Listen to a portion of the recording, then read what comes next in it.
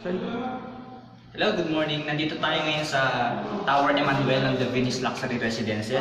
So, this is a studio unit, 6 Echo. Yan. So, let's check our video. Okay. So, this will be your studio unit. Welcome to your unit. Okay, sarado natin.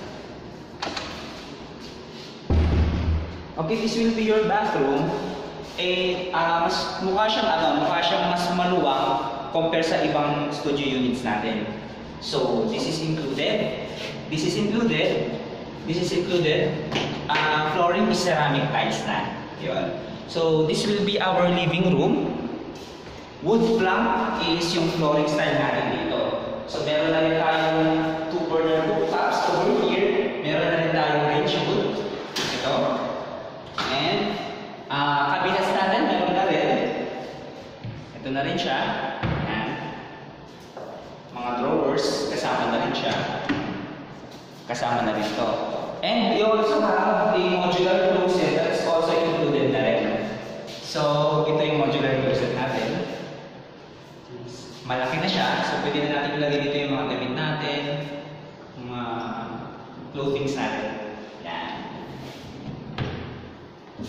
So, and this is the balcony. Actually, the good thing about this balcony is we still see the Venice Grand Canal on the other side. And at the same time, we will see the other different types of restaurants.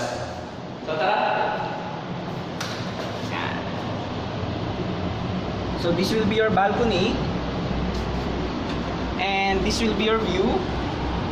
This is the Venice Grand Canal Mall, and at the same time, over there is the Venice Grand Canal. Yan.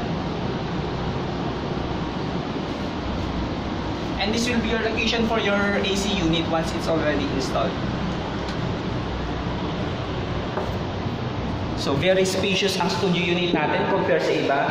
Ang studio unit kasi sa mga iba is nagre-range ng 23 to 25 square meters. Which is dito naman is nagre-range siya from 39 to 41 square meters. Thank you!